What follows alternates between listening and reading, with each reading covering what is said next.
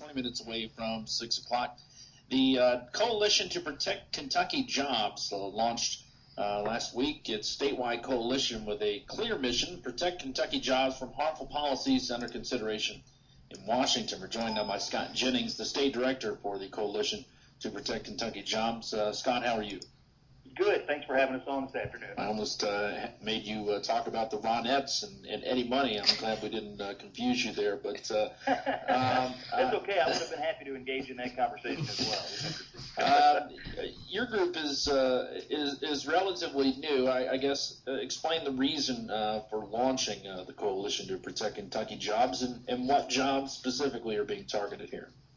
Sure. The Coalition to Protect Kentucky Jobs is a nonprofit, nonpartisan organization that seeks really to do two things. The first is to educate the people of Kentucky about policies that we think would cost Kentucky jobs. Primarily, we're talking about a piece of federal legislation called the Employee Free Choice Act. You sometimes see it referred to as EFCA.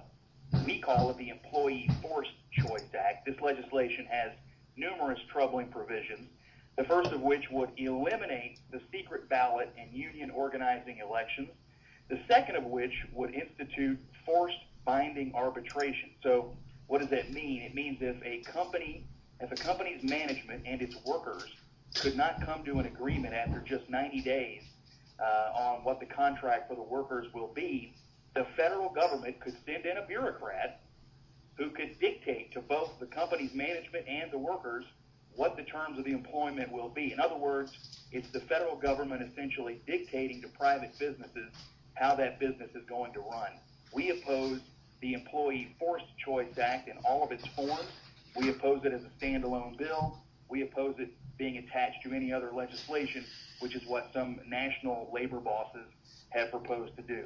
The other thing we're going to do with our coalition here in Kentucky is ask federal candidates for office where they stand on the Employee Free Choice Act, and we're going to then make those answers to questions about that bill public so that everybody in Kentucky can see where those who seek to lead us stand on this key issue. We think if it passes Congress, it will cost Kentucky thousands of jobs, and it's critical that people know where their leadership stands on it.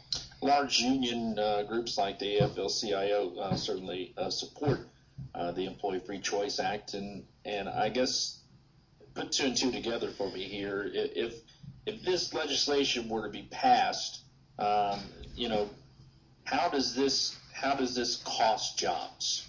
How does this? If you look at it's not going to make it. It's going to make it harder for employees, but how does it cost jobs?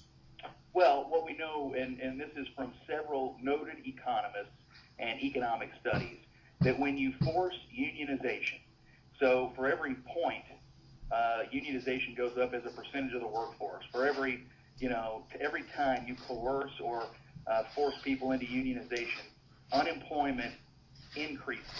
And so if this law passes, one economic study tells us that the United States would lose jobs equivalent to the entire population of Boston, Massachusetts. We're talking about hundreds of thousands of jobs lost if you force businesses and people into unions that they don't necessarily want. Beyond that, if you have this forced binding arbitration part of the bill, which is a lesser-known provision in the legislation, what you're going to have are businesses that cannot comply in some cases with the federal mandates, and they really have two choices. They can close or they can move overseas, but the reality is they wouldn't be able to continue to operate in the United States because they wouldn't be able to comply with some federal bureaucrat's mandates who has no idea how to run a business or what's going on in that particular individual business. So we're very concerned that in the middle of an attempted economic recovery, at a time when the economy is still soft and we're trying to do everything we can do to pull out of it as a country, that there are still people pursuing legislation that would make it much harder to do business in this country and therefore create jobs. This affects small business owners, the backbone of the job creation engine in the United States, and we're looking out for their interests. The small businesses can't afford to be unionized. I mean, that would be a death penalty for many of them. Well, in many cases, that is exactly right. I mean, you're talking about, in some cases, small businesses operating on the thinnest of profit margins. And when I say profit, I mean just the thinnest of margins of the ability to keep the doors open. You come in with additional burdens from the federal government, additional mandates, and all of a sudden they can no longer keep their doors open. And so whether that employer has got 5 employees, 10, 15, 20, 100, what have you, our economy cannot afford to lose any of those jobs. And so what we're saying is, let's keep the government out of the middle of operating a private business. Let's not force people and businesses into unions they don't want and they don't need. And let's let this economic recovery happen without the federal government further hampering it. I've always been struck by, and this just adds to that feeling that I get, that labor unions, were designed, were formed because companies basically did not care about their employees, and so this was a protection for employees. And now we're talking about labor, which actually costs employees their jobs.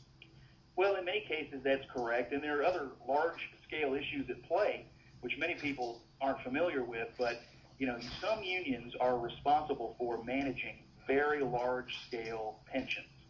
And today, many of those pensions are severely underfunded because of mismanagement by the national labor bosses. And so they really have a couple of choices on how to fix those pension funds. They can either ask the federal government for a direct bailout. So in other words, hey, write us a check out of the U.S. Treasury to cover our mismanagement. Or they can try to get the federal government to pass legislation that makes it much, much easier to force people into unions, so that then they would have more forced dues-paying union members to make up for the shortfall in these pensions. We don't think people should be punished for that. We don't think businesses should be punished for that. We certainly don't think the U.S. taxpayer should be on the hook for their mismanagement. But most importantly, we're looking out for those small businesses like we were discussing earlier that are trying to add jobs, hang on to the jobs they have. They're the ones that are going to fuel our economic recovery, and they're the ones that can't afford these kinds of job-killing policies. So that's really what the focus of our public education effort is all about.